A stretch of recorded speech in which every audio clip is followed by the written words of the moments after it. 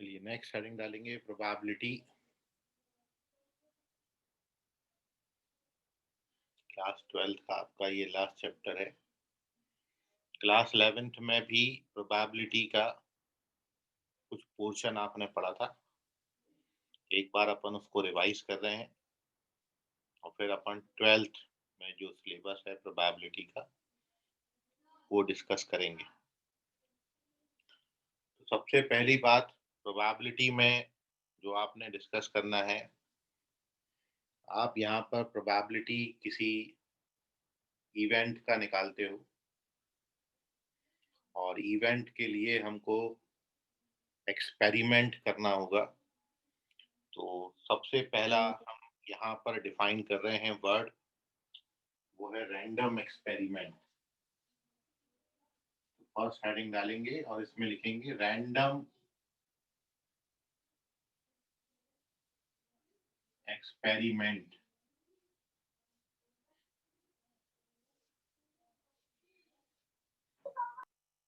Random experiment, तो definition लिखिए random experiment का। Any experiment is said to be random experiment. Any experiment is said to be random experiment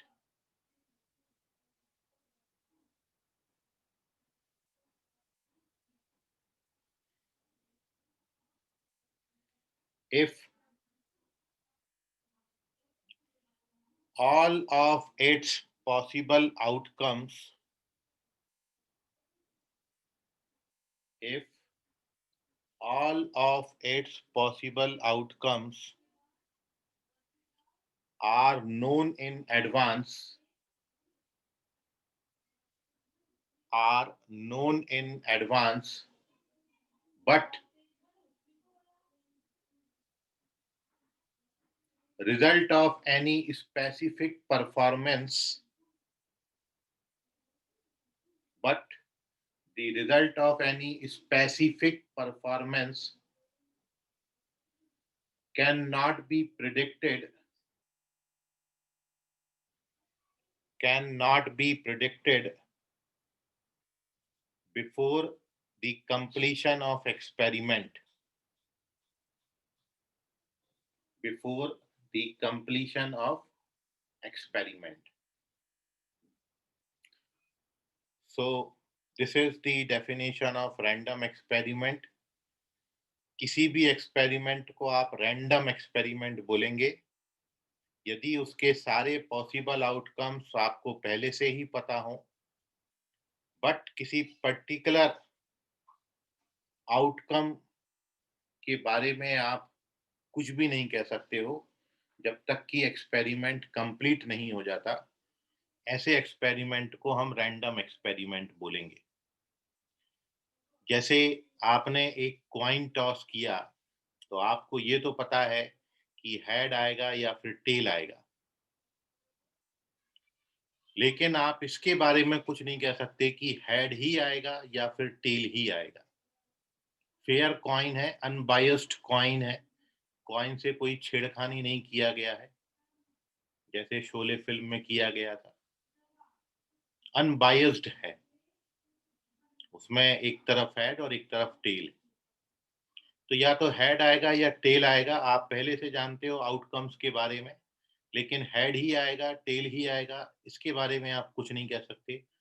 ऐसे experiment को हम random experiment बोलेंगे। ऐसे ही आपने एक डाइस थ्रो किया तो आपको पता है कि एक आएगा, दो आएगा, तीन आएगा, चार आएगा, पांच आएगा या फिर छह आएगा, बट इन छह में से किसी पर्टिकुलर नंबर के आने के बारे में आप कुछ नहीं कह सकते जब तक आप डाइस थ्रो ना कर दो और थ्रो करने के बाद वो डाइस नंबर शो ना कर दे। तब तक आप स्पेसिफिक परफॉर्मेंस के बारे में, कोई पर्टिकुलर परफॉर्मेंस के बारे में कुछ नहीं कह सकते। ऐसे एक्सपेरिमेंट को हम रैंडम एक्सपेरिमेंट बोलेंगे। So this is the definition of random experiment. कई सारे एग्जांपल आप रैंडम एक्सपेरिमेंट के बना सकते हैं। रैंडम एक्सपेरिमेंट के बाद जो नेक्स्ट इम्पॉर्टेंट आपका पॉइंट है वो है आपका sample space. Second point is sample space.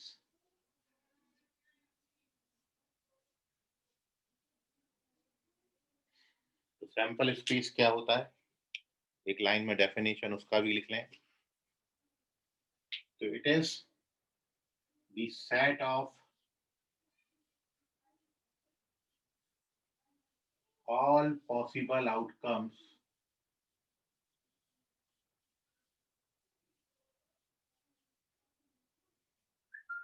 of an experiment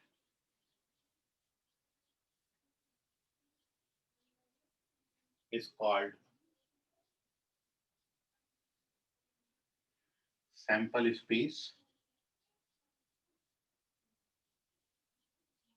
and is denoted by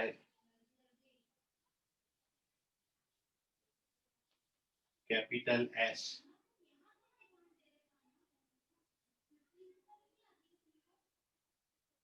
And the elements of S are called sample points.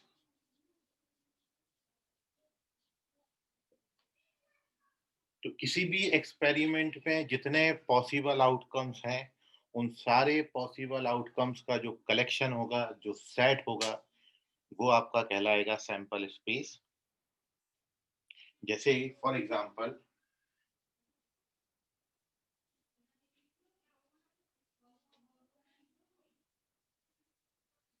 if a coin is tossed, then sample space S में केवल दो ही possible outcomes होंगे, या तो S में H आएगा या फिर टेल आएगा। यदि आप एक कॉइन को टॉस करते हैं तो दो ही सैंपल पॉइंट्स होंगे, और यहाँ पर आप एक बात लिख सकते हो कि जो नंबर ऑफ सैंपल पॉइंट्स हैं वो यहाँ पर दो है, मतलब order of this set is two. When a coin is tossed, then there is only two possible outcomes, head और tail।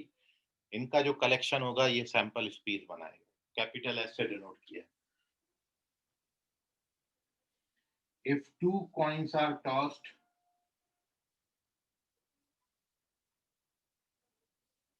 then sample space S has 4 points।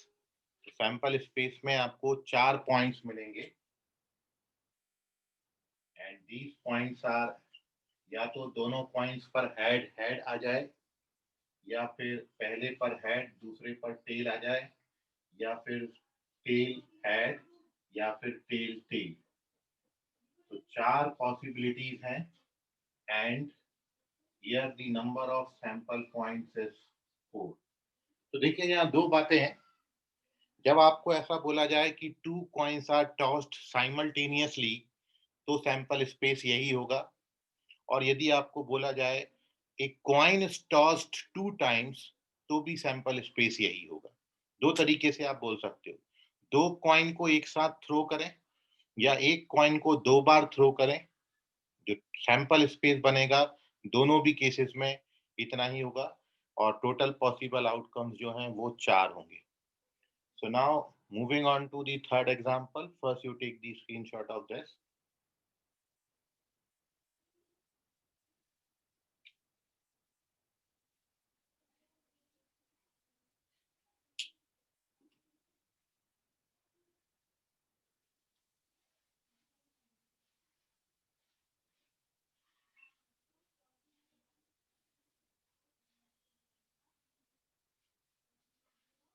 इसमें अगला है कि अब एक बात, एक चीज और लिख लें कि if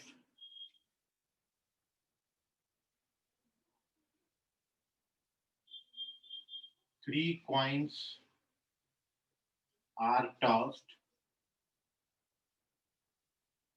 then सैंपल स्पेस में टोटल 8 एलिमेंट आएंगे।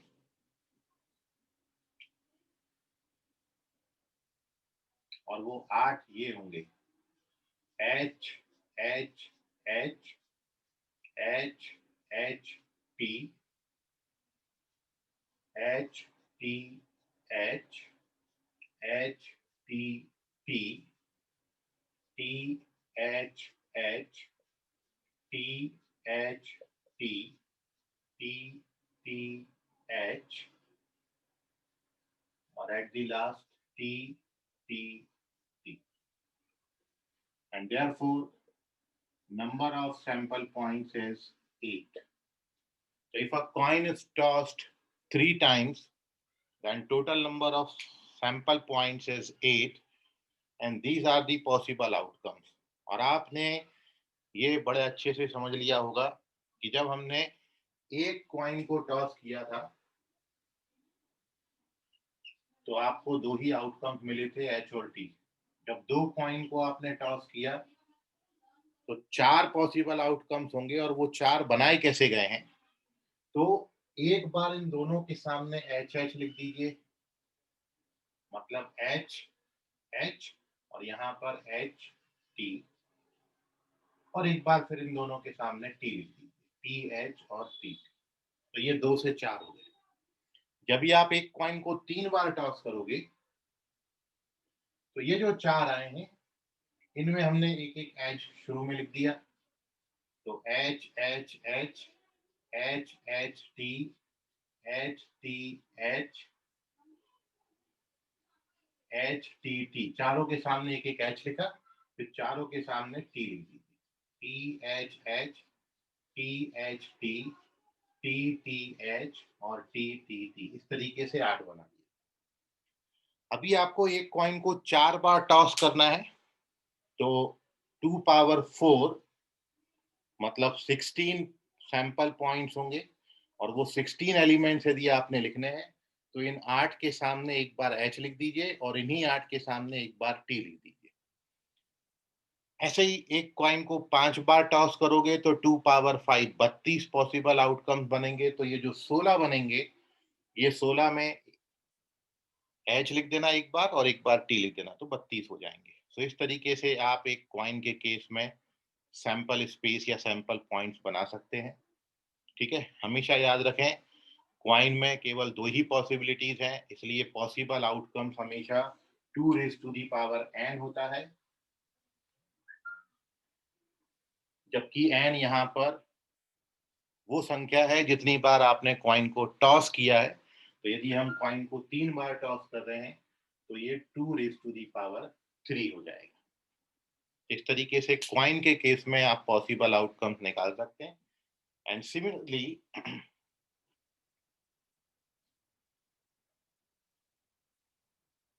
if a die is rolled, then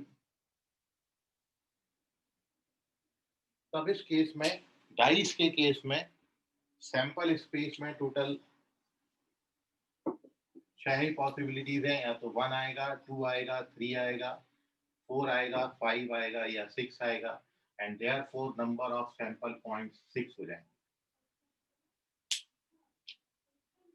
अगली बात जो है इफ, ये लास्ट अपन एग्जांपल लिख रहे हैं इसका, if 2 dice are rolled together, then अब आप बता सकते हैं कि सैंपल पॉइंट्स, क्योंकि एक डाइस पे आपको 6 आउटकम्स हैं, अब डाइस को आप 2 बार थ्रो कर रहे हो तो 6 का स्क्वायर हो जाएगा, 3 बार करोगे तो 6 पावर 3 हो जाएगा, 4 बार करोगे तो 6 पावर 4 हो जाएगा, n टाइम्स करोगे तो 6 पावर n हो जाएगा। मैं 2 बार यहाँ पर थ्रो कर रहा हूँ, तो पॉसिबल आउटकम जो है सैंपल स्पेस में, तब आपकी सैंपल स्पेस में जो एलिमेंट्स बनेंगे 1 1 1 2 1 3, ऐसा 1 के साथ 6 तक जाएगा, फिर बिल्कुल यही बात 2 1 2 2 अप टू 2 6 होगी, और फिर इस तरीके से आप लिखते चले जाएंगे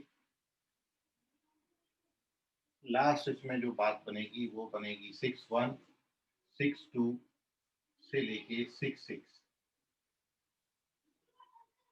so therefore total number of sample points यहाँ पर 36, 6 raised to the power 2, 36 possible outcomes. ऐसे ही एक डाइस को आप 3 बार रोल करोगे या 3 डाइस को एक साथ थ्रो करोगे तो पॉसिबल आउटकम 216 होंगे। और ये आप भी जानते हैं कि उस केस में आपको प्रोबेबिलिटी बहुत रेयरली पूछेंगे, और उसके पीछे रीजन ये है कि 216 आप आउटकम बनाएं और उसके बाद कोई पर्टिकुलर इवेंट का प्रोबेबिलिटी बताएं, तो it is very tough job. ठीक है, तो ये अपन तब करेंगे जब बर्नौलीज ट्रायल आएगा, जब नंबर ऑफ ट्रायल्स बहुत ज़्यादा होंगे। तो फिलहाल हमने दो ही बातें यहाँ पे डिस्कस करी, एक तो रैंडम एक्सपेरिमेंट, दूसरा सैंपल स्पेस। सैंपल स्पेस में मैं कुछ 5 एग्जाम्पल आपको बताए, और इस एग्जाम्पल से रिलेटेड एक बात और मैं आपको बता रहा हूँ। First you take the screenshot of this, then we will discuss the thing based upon this.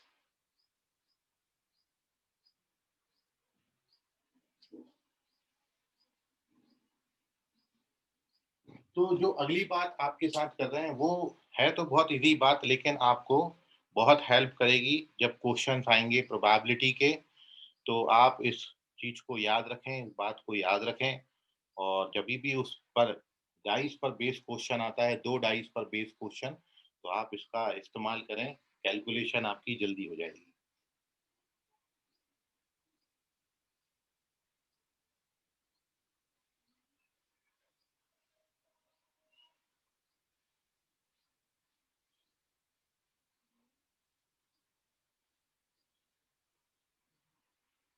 तो जो मैं आपसे बात कर, है बड़ी इजी थिंग, आप भी जानते हो ये, लेकिन एक बार आप मेंशन कर लें। 1, 2, 3, 4, 5, 6, 2 डाइस हमने थ्रो किए। 1, 2, 3, 4, 5, 6। जनरली जो क्वेश्चन डाइस के आते हैं वो टोटल स्कोर पे आते हैं। तो जब 2 डाइस को आप थ्रो करोगे तो जो मिनिमम स्कोर इनका है वो बनेगा 2, और जो मैक्सिमम स्कोर है 2 डाइस पे सम जो हो सकता है वो होगा 12। और अब आपको 1 + 1 2 ये स्कोर अपन लिख रहे हैं। यहाँ पर 3, 4, 5, 6, 7, 3, 4, 5, 6, 7, 8, 4, 5, 6, 7, 8, 9, 5, 6, 7, 8, 9, 10, 6, 7, 8, 9, 10, 11, 7, 8, 9, 10, 11 और 12। तो वही आपको बोला था पहले भी कि स्टार्टिंग में है बहुत इजी बात, इस तरीके से टोटल स्कोर हमने लिखना है। बट ये आपको हेल्प वहां पर करेगा कि जब आपको क्वेश्चन बोला है कि if two dice are rolled together then find the probability of getting some 7 on the dice, 7 आने का प्रोबेबिलिटी कितना है। तो आप देख रहे हो कि 1 2 3 4 5 6, 6 बार 7 बना है, इसलिए प्रोबेबिलिटी 6/36 मतलब 1/6 हो जाएगी। तो ये आपको वहां पर हेल्प करेगा। यदि मैं आपको बोलूंगी find the probability of getting a sum of which is multiple of 3, तो मल्टीपल ऑफ 3 सम होने के लिए आप जानते हैं मल्टीपल ऑफ 3 3 से 12 तक 4 ही नंबर है, 3 6 9 12। तो 3 आपका जो है 2 बार आया है, 6 जो है वो आपका 5 बार आया है, 9 जो है वो आपका 4 बार आया है, और 12 एक ही बार आया है। ये 3 के मल्टीपल नंबर्स है। अब यदि आपको 3 के मल्टीपल्स की प्रोबेबिलिटी निकालनी है तो आपका फेवरेबल जो आउटकम्स होंगे वो होंगे 4 2 6 4 10 और 11, तो प्रोबेबिलिटी 11/36 हो जाएगी। तो इस तरीके से क्वेश्चन बहुत तरीके से मर्ज करके आपको पूछ सकते हैं। तो ये टेबल आपको वहां पर हेल्प करेगी, तो इसको आप ध्यान में रखिएगा। तो ये है 2 डाइस। पहले हम प्रोबेबिलिटी का डेफिनेशन डिस्कस कर लेते हैं, फिर ऐसे कुछ क्वेश्चंस पर हम आपके साथ डिस्कशन करेंगे। ठीक। So now our next heading, before discussing the definition of probability, हम यहाँ पर इवेंट डिस्कस कर रहे हैं। क्योंकि हमने प्रोबेबिलिटी इवेंट की निकालनी होती है। तो नेक्स्ट हेडिंग है event.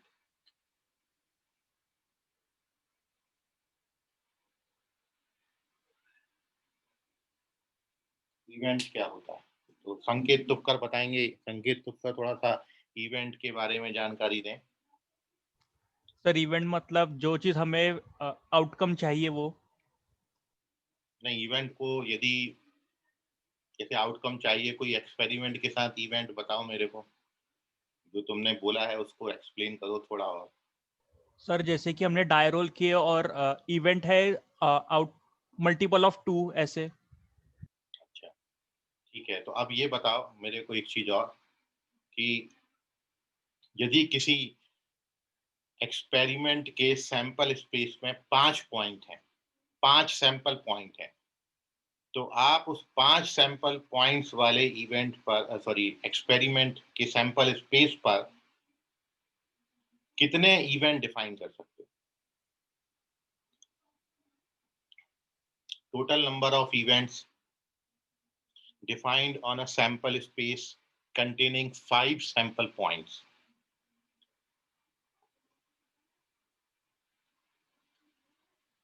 No idea.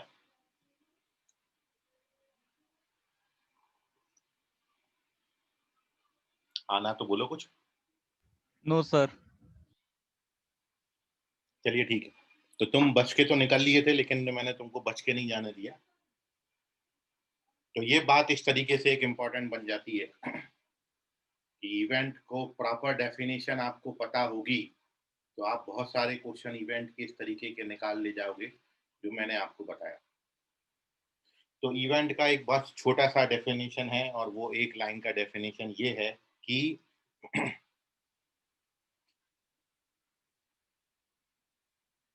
Event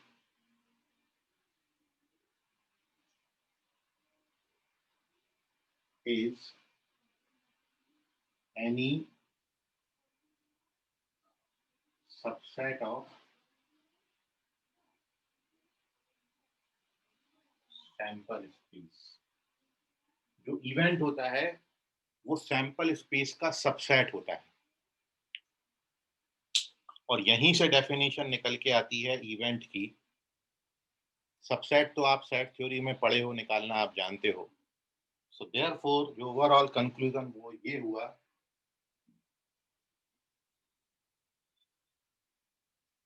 if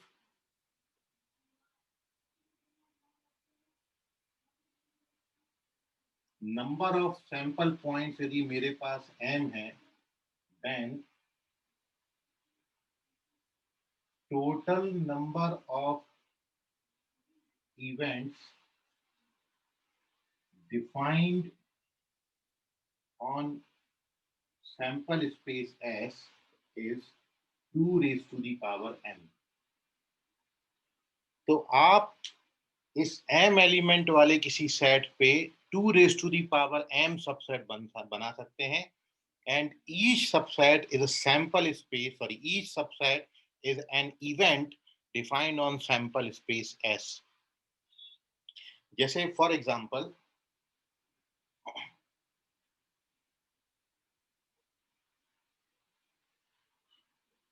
if number of sample points में 3 ले लूं, then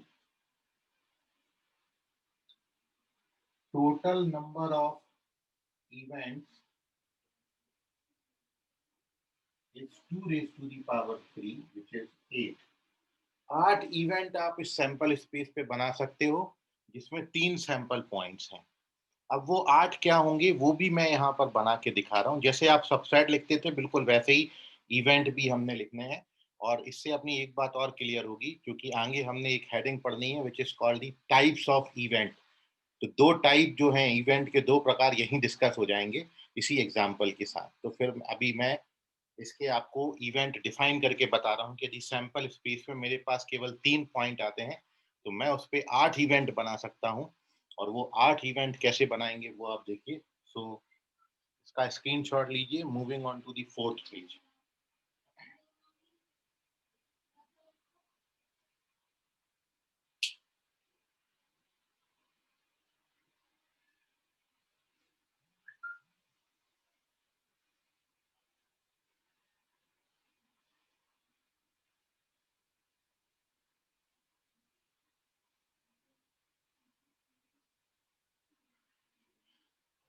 तो अब ये मैं बता रहा था कि कितने 2 पावर 3, तो सबसेट आप कैसे बनाते थे? सेट थ्योरी में सबसेट बनाने का आपने तरीका सीखा है कि सबसे पहला जो सबसेट होगा, null set is subset of every set. तो इस एस का जो सबसे पहला सबसेट होगा, सबसे पहला इवेंट होगा, वो इवेंट 8 इवेंट मैं बना के दिखा रहा हूँ। तो सबसे पहला इवेंट होगा आपका 5,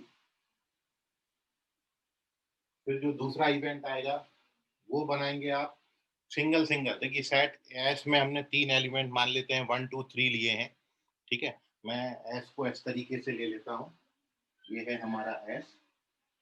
तो थोड़ा सा डिस्क्राइब करने में आसानी हो जाएगा। 3 सैंपल पॉइंट्स हैं। अब आप इसके जब सबसेट्स बनाएंगे इस सेट के, तो पहला सबसेट बनेगा 5, फिर आप जो सबसेट बनाओगे वो क्या बनाते हैं? सबसेट बनाने के लिए सिंगल सिंगल एलिमेंट, पहले हमने कुछ नहीं लिया, अब सिंगल सिंगल ले रहे हैं, सिंगलटन सेट बना रहे हैं। तो सिंगलटन सेट 1 2 और 3, ये 4 हो गए। अब दो दो लेके बनाएंगे, तो 1 2 ले लिया, फिर 2 3 ले लिया, और फिर 1 3 ले लिया। ये दो दो वाले हो गए 3, और अब तीनों ले लेंगे, तो 1 2 3, मतलब पूरा का पूरा सैंपल स्पेस एस, जो कि एस के बराबर हो।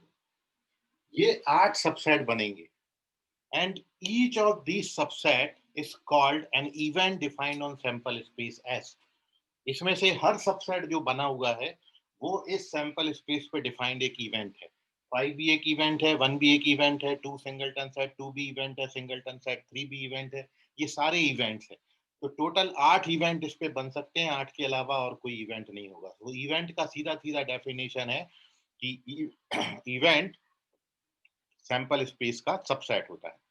अब आप इसमें से देखिए, जो मैं आपको अगली बात कर रहा था कि सेट थ्योरी में जब इसमें 3 एलिमेंट होते थे, इसके 8 सबसेट बनते थे।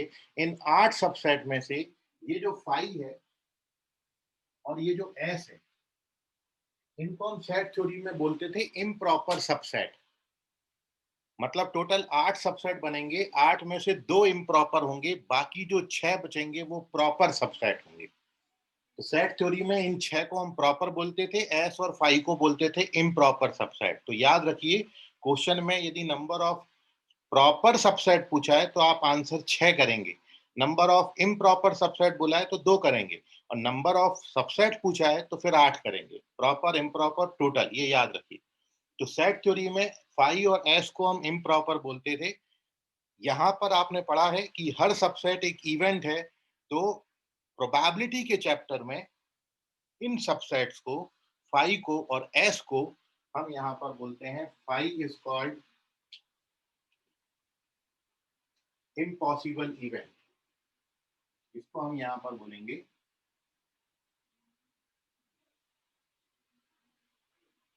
इम्पॉसिबल इवेंट, इसको यहाँ पर ये नाम दिया। और जो एस बनता है, this S is called here sure event, इसको हम बोलेंगे श्योर। तो ये दो इवेंट को मैंने नामकरण कर दिया, बाकी के लिए कोई नामकरण नहीं है, ठीक है। लेकिन हर बार कितने भी एलिमेंट वाला आपका सैंपल स्पेस हो, ये दो तो हमेशा उसके सबसेट बनेंगे। ये दो इवेंट तो आप हमेशा उस पर डिफाइन कर सकते हो। इसमें से 5 वाले को हम इम्पॉसिबल इवेंट, और इस एस को हम श्योर इवेंट बोलेंगे। जैसे मैंने एक डाइस थ्रो किया और मैंने आपको बोला कि find the probability of a number greater than 7, तो आप जानते हो डाइस पे 7 तो आते ही नहीं सिंगल डाइस पे, इसलिए उसका प्रोबेबिलिटी 0 हो जाएगा। क्योंकि ये जो इवेंट है, ये इवेंट इम्पॉसिबल इवेंट होगा। तो आप आगे जब डेफिनेशन पढ़ेंगे प्रोबेबिलिटी की, तो आप देखेंगे प्रोबेबिलिटी, किसी भी इवेंट की प्रोबेबिलिटी 0 और 1 के बीच में होती है। 0 भी हो सकती है, 1 भी हो सकती है, और लाइन बिटवीन 0 1। तो 0 किसकी होती है? इम्पॉसिबल इवेंट की। 1 किसकी होती है? श्योर इवेंट की। बाकी आप दुनिया में कोई सा भी इवेंट ला लें, प्रोबेबिलिटी हमेशा 0 और 1 के बीच में लाई करेगी। ये आगे मैं आपको लिखाऊंगा। तो ये है event which is any subset of a sample space if a sample point says m, then total number of events defined on sample space is 2 raised to the power m. जैसे हमने एक एग्जांपल लिया, sample space पे मैंने 3 point लिए हैं, उसके 8 subset बनेंगे, मतलब 8 इवेंट आप डिफाइन कर सकते हो, और इन 8 इवेंट में से जो 5 बनेगा उसको इम्पॉसिबल इवेंट, और जो एस बनेगा उसको हम श्योर इवेंट बोलेंगे। ठीक है, सो अगली हेडिंग है आपकी टाइप्स ऑफ इवेंट। कुछ और हम डिस्कस कर रहे हैं इसमें टाइप्स। तो दो आपके मैंने टाइप्स बताई थी।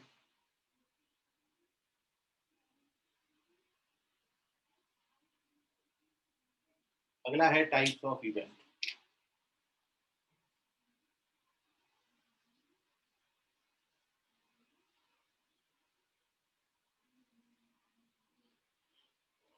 तो सबसे पहली बात हम यहाँ पर लिख रहे हैं इक्वली लाइकली इवेंट।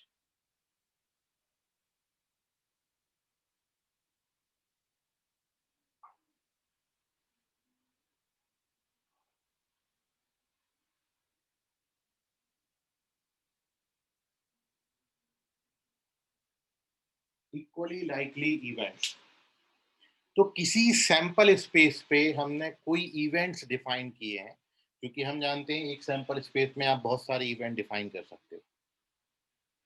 जैसे यदि किसी सैंपल स्पेस में केवल एक ही पॉइंट है, तो भी उस पे 2 इवेंट आप बना सकते हो। 2 पॉइंट्स हैं तो 4 इवेंट बन सकते हैं, 3 पॉइंट्स हैं तो 8 इवेंट बन सकते हैं। तो उन 8 में से किनको इक्वली लाइकली इवेंट बोलेंगे? जिनमें same number of possible outcomes हैं, मतलब जिनके आउटकम्स की संख्या बिल्कुल सेम है। जैसे यहाँ पर एक एलिमेंट है, तो ये 3 जो हो गए ये इक्वली लाइकली इवेंट्स हो गए। ये जो 3 है ये भी इक्वली लाइकली इवेंट्स हो गए, और जो फाई और एस है वो भी इक्वली लाइकली इवेंट है, क्योंकि नंबर ऑफ एलिमेंट उनमें 0 है। तो जिनके नंबर ऑफ आउटकम सेम होंगे उनको हम इक्वली लाइकली इवेंट बोलेंगे। और आगे चल के इक्वली लाइकली को हम इस तरीके से भी डिफाइन करेंगे कि ऐसे इवेंट्स को हम इक्वली लाइकली इवेंट बोलते हैं जिनकी प्रोबेबिलिटी सेम आती है। तो आप देख रहे हो, यदि इनमें सिंगल सिंगल एलिमेंट है तो मैं इस इवेंट का प्रोबेबिलिटी निकालूंगा, तो इस इवेंट का जो प्रोबेबिलिटी है ये 1/3 आएगा। इस इवेंट का प्रोबेबिलिटी सॉरी 1/8 आएगा। इसका प्रोबेबिलिटी 1/8 1/8। ठीक है ना, सबकी प्रोबेबिलिटी। ऐसे ही यहाँ पर 2 हैं पॉसिबल आउटकम्स, फेवरेबल 2 हैं, सॉरी पॉसिबल तो 3 ही हैं, सैंपल स्पेस में 3 पॉइंट थे, तो प्रोबेबिलिटी इनकी 1/3 1/3 1/3 होगी, इनकी 2/3 2/3 2/3 होगी। तो इन 3 की प्रोबेबिलिटी सेम है तो ये इक्वली लाइकली है। इन 3 का प्रोबेबिलिटी सेम है तो ये इक्वली लाइकली है। इसका प्रोबेबिलिटी 0 आएगा और उसका प्रोबेबिलिटी 1 आएगा। सॉरी, फाई और एस इक्वली लाइकली नहीं है। ठीक है, तो ऐसे इवेंट जिनकी प्रोबेबिलिटी सेम आती है उनको हम इक्वली लाइकली इवेंट बोलेंगे। फिलहाल आप एक लाइन में डेफिनेशन इक्वली लाइकली का लिख लें, तो लिखें two or more events are said to be equally likely. Two or more events are said to be equally likely if they have same number of possible outcomes. If they have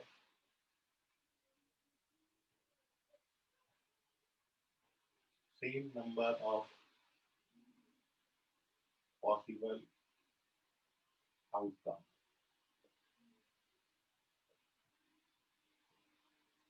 और एक line में आप अंदर लिख लें, इसको अपन जब probability की डेफिनेशन पढ़ लेंगे तब ये,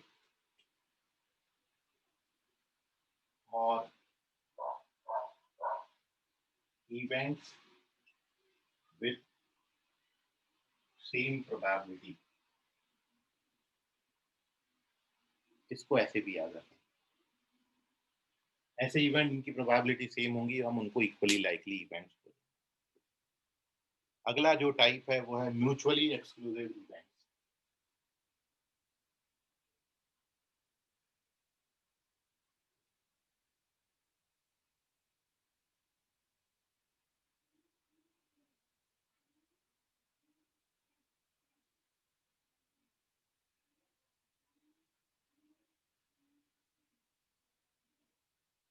म्यूचुअली लाइकली को आगे से मैं ऐसा लिखूंगा,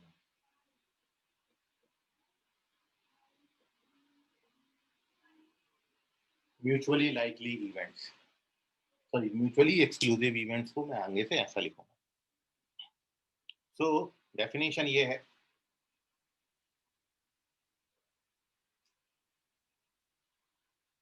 टू इवेंट्स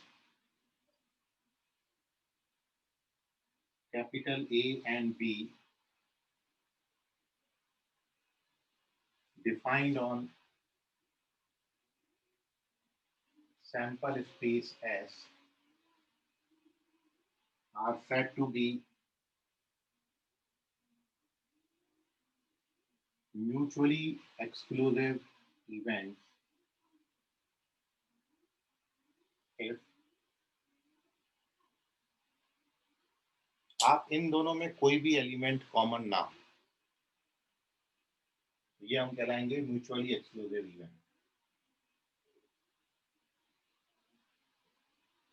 क्योंकि इवेंट इनडायरेक्टली सेट्स हैं, और यदि दो सेट में कोई भी कॉमन एलिमेंट नहीं है तो they are said to be mutually exclusive events. तो जब आप सेट थ्योरी पढ़ते थे तो सेट थ्योरी में आप वेन डायग्राम बनाते थे। यहाँ पर अपन ये वेन डायग्राम में इसको यूनिवर्सल सेट बोलते थे, यहाँ पर हम सैंपल स्पेस एस बोल रहे हैं, और इसमें अपन दो सबसेट बनाते थे। इनको आप सबसेट बोलते थे, यहाँ पर हम इवेंट बोल रहे हैं। ये इवेंट है ए और बी। तो इस पर्टिकुलर का वेन डायग्राम ऐसा बनेगा, क्योंकि इसमें कोई भी पोर्शन कॉमन नहीं है, ये दोनों अलग अलग हो गए। मतलब ऐसा है कि जैसे मैं सैंपल स्पेस एस में 6 पॉइंट ले लूँ 1 2 3 4 5 6, और मैं सेट ए में ले लूँ 1 2 और सेट बी में ले लूँ 5 6। ये मैंने 1 2 डाल दिया, इधर मैंने 5 6 डाल दिया, बचा हुआ 3 और 4 यहाँ पर है, और सैंपल स्पेस एस जो है वो हमारा 1 2 3 4 5 6। तो ये इवेंट्स हो गए म्यूचुअली एक्सक्लूसिव, क्योंकि आपस में ए और बी में कोई भी इंटरसेक्शन आपको नहीं मिल रहा है। So they are called mutually exclusive events. Now next type है mutually exhaustive events. So take the screenshot of this. Moving on to the next type, which is mutually exhaustive events.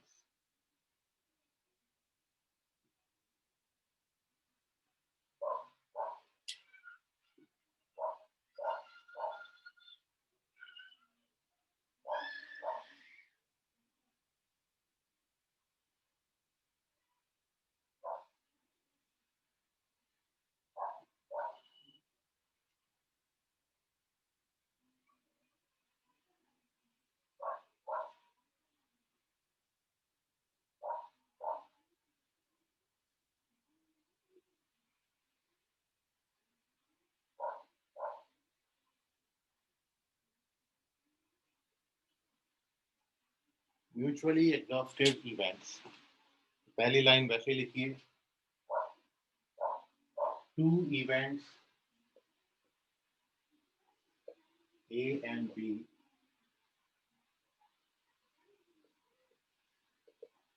defined on sample space S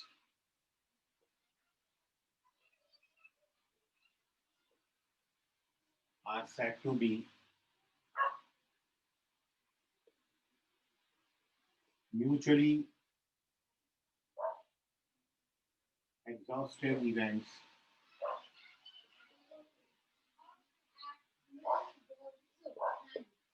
if A union B equals to S। इनको आप mutually exhaustive तब बोलेंगे जब उनको मिलाने से आपको पूरा का पूरा सैंपल स्पेस एस मिल जाए, तो फिर इवेंट्स आपके म्यूचुअली एग्जॉस्टिव इवेंट्स कहलाएंगे। ये आपका सैंपल स्पेस है, इसमें हमने दो इवेंट बनाए हैं। These are the events defined on sample space। और यदि मैं इसमें 1 2 3 इसमें 4 5 6 लिख दूं, और सैंपल स्पेस है हमारा 1 2 3 4 5 6 है, तो फिर they are called mutually exhaustive events. क्योंकि दोनों का आप यूनियन करेंगे, दोनों को आप मिलाएंगे, तो पूरी की पूरी सैंपल स्पेस एस आपको मिल जाएगी. So they are called mutually exhaustive events. ना इसमें एक टाइप और आता है इंडिपेंडेंट और डिपेंडेंट इवेंट्स. तो इंडिपेंडेंट इवेंट्स को अपन अभी तो आप सीधा सीधा डेफिनेशन निकाल सकते हैं कि एक इवेंट की प्रोबेबिलिटी यदि दूसरे इवेंट की प्रोबेबिलिटी को अफेक्ट ना करती हो तो events are said to be independent event. वैसे इंडिपेंडेंट इवेंट्स को अपन और अच्छे तरीके से आगे डिस्कस करेंगे जब अपन यहाँ पर इसमें कंडीशनल प्रोबेबिलिटी पढ़ेंगे. तब मैं आपको इंडिपेंडेंट इवेंट निकालने का एक पर्टिकुलर कंडीशन बताऊंगा. फिलहाल आप इंडिपेंडेंट इवेंट्स को इस तरीके से याद रख सकते हैं. Two events are said to be independent if probability of any one event does not affect the probability of other event. Then they said to be independent. ठीक, तो वो अपन नहीं लिख रहे हैं आगे. इंडिपेंडेंट इवेंट ऐसा करके एक हेडिंग ही आएगा पूरा, तो वहां पर मैं इस टाइप को डिस्कस करूंगा. तो तीन ये हो गए, एक इंडिपेंडेंट डिपेंडेंट इवेंट हो गया, चार और आपका श्योर और इम्पॉसिबल इवेंट, टोटल 6 टाइप हमने डिस्कस करे. 6 में से 3 आपके सामने दिखाए हैं और 3 को आदर्श रूप में आपको बता दिया है. इतनी बात में आपको कोई डाउट है तो पूछिए.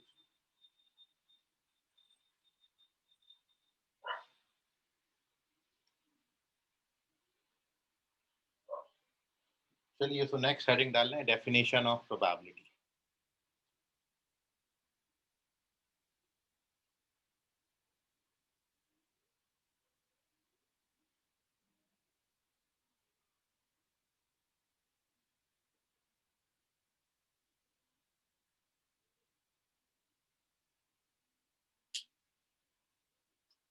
तो लिखिए, if capital A B any event defined on sample space S, then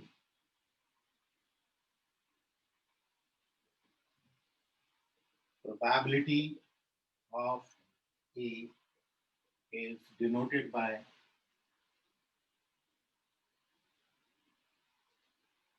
PA and defined as probability of event A is number of element in set A divided by number of element in set S. मतलब favorable outcome divided by possible outcomes is your probability. किसी भी event का probability आपने निकालना है तो इस event के फेवर में कितने सैंपल पॉइंट्स हैं divided by total number of sample points, आप उसको डिवाइड कर देंगे. Favourable upon possible, it is the probability of an event. बहुत छोटे से आप इस डेफिनेशन को पढ़ते आ रहे हैं और इसमें ये जो रिस्ट्रिक्शन है वो ये है कि प्रोबेबिलिटी ऑफ इवेंट ए हमेशा 0 और 1 के बीच में लाई करेगी. तो जैसा आपको अभी बताया था कि जो इम्पॉसिबल इवेंट होता है उसकी प्रोबेबिलिटी 0 आती है और जो श्योर इवेंट होता है उसकी प्रोबेबिलिटी 1 आती है. और यदि आपका इवेंट ना तो इम्पॉसिबल इवेंट है ना श्योर इवेंट है तो फिर प्रोबेबिलिटी आपकी हमेशा 0 और 1 के बीच में कोई नंबर होगा. सिमिलरली अगली बात मैंने को इसमें डिफाइन करनी है, तो इतना स्क्रीनशॉट ले लें फिर आगे चलते हैं.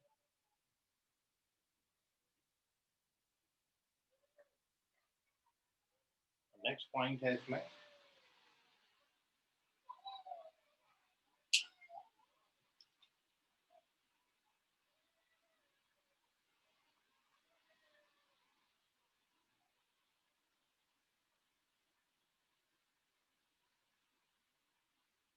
probability of complement of an event.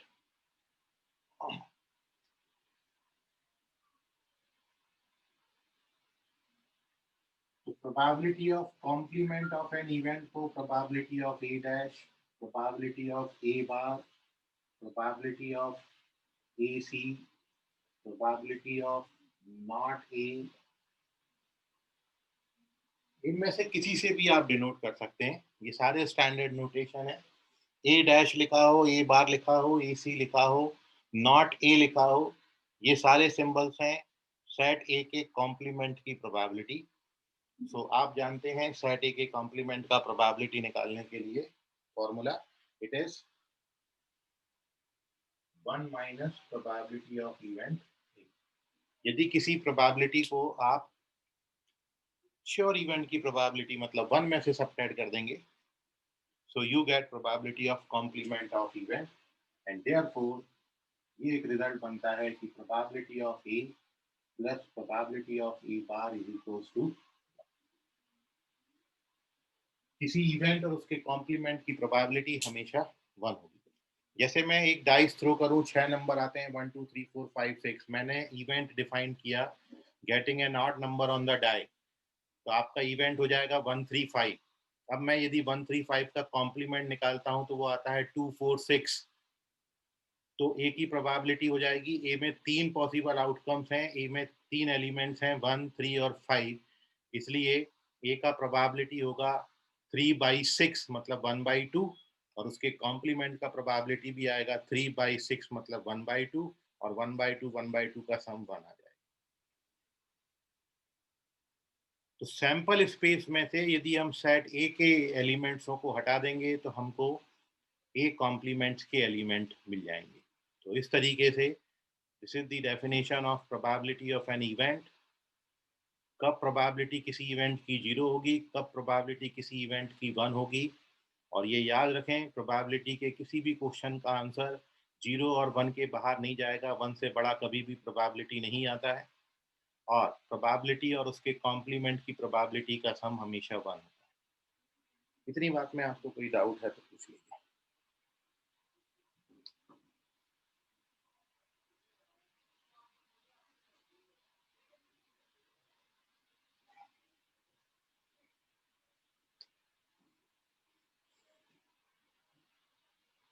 चलिए, इसमें दो छोटी छोटी सी बातें और हैं जो आपने पढ़ा था, एडिशन थ्योरम, वो भी मैं आपके साथ डिस्कस कर देता हूँ। तो अगली बात जो है वो है एडिशन थ्योरम।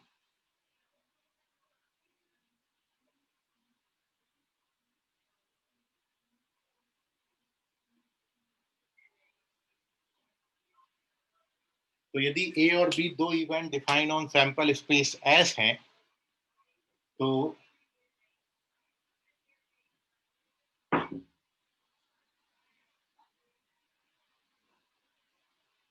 देखिए, यदि ए और बी दो इवेंट हैं define on sample space S, if A and B are two events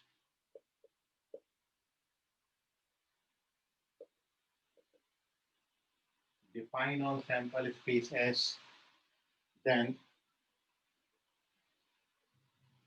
probability of A union B,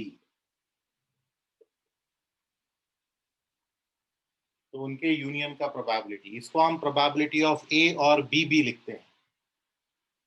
that means probability of event A और इवेंट बी, तो it is equals to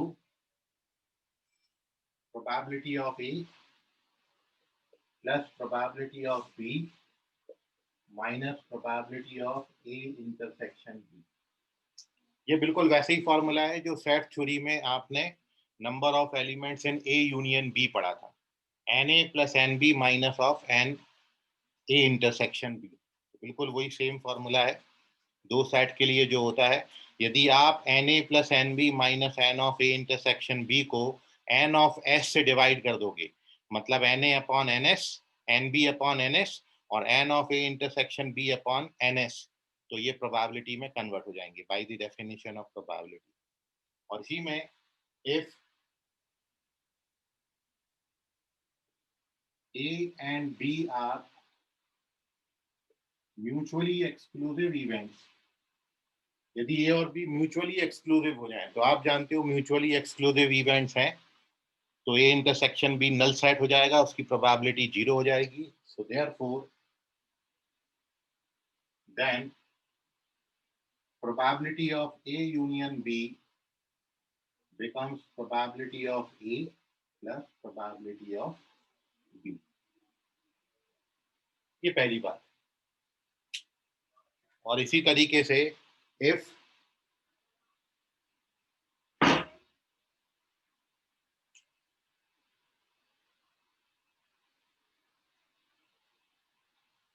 A, B, C be three events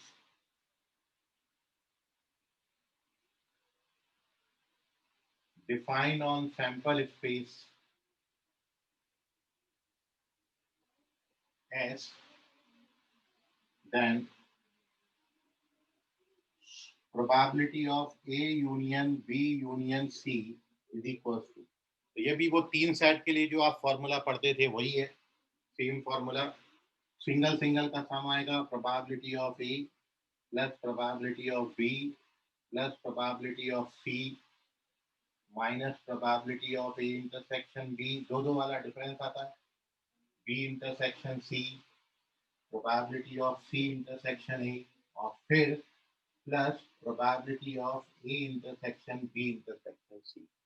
एक एक का sum आएगा, दो दो का minus आता है, और तीन वाला जब लोगे तो प्लस का साइन आएगा, प्लस माइनस प्लस। और इसमें भी if A B C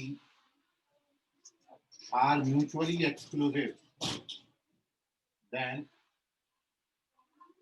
probability of A union B union C, it is equals to probability of A plus probability of B plus probability of C।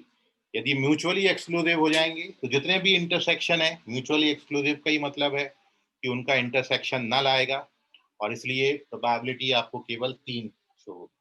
तो mutually exclusive के case में importantly याद रखिए,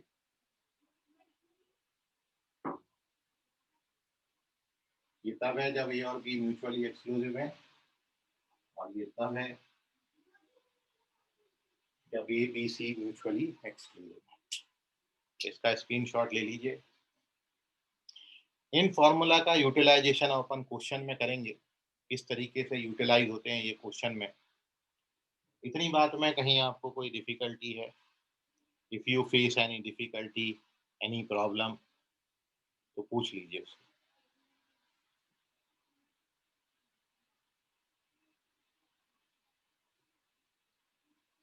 तो ये वो कुछ पोर्शन था जो इंट्रोडक्टरी पोर्शन था जो क्लास 11th में बताते हैं। तो आज हमने ये इंट्रोडक्टरी पोर्शन इसका कंप्लीट किया है। कुछ इसके जो टर्म्स हैं वो डिस्कस किए, साथ में डेफिनेशन ऑफ प्रोबेबिलिटी और कॉम्प्लीमेंट का प्रोबेबिलिटी। इसके बाद जो पोर्शन है वो क्लास 12th में आपको दे रखा है, जो कि स्टार्ट होता है कंडीशनल प्रोबेबिलिटी से, जिसमें हम कंडीशनल प्रोबेबिलिटी पढ़ेंगे। फिर कंडीशनल प्रोबेबिलिटी की हेल्प से ही हम वहाँ पर इंडिपेंडेंट इवेंट को डिफाइन करेंगे। तो कल हम ये दो बातों पर डिस्कशन करेंगे। साथ में ये जो आज आपने डिस्कस किया प्रोबेबिलिटी की डेफिनेशन, प्रोबेबिलिटी कैलकुलेट करने के लिए फॉर्मूला, और ये जो दो फॉर्मूले हैं जिनको आप एडिशन थ्योरम बोलते हो, इन पर बेस हम कुछ क्वेश्चंस करेंगे। तो कल से एक्चुअली आपकी प्रोबेबिलिटी के क्वेश्चन डिस्कस करेंगे। तो इतना आप नोट कर लीजिए, बाकी करेंगे कल की क्लास में। आज के लिए फिलहाल इतना, धन्यवाद।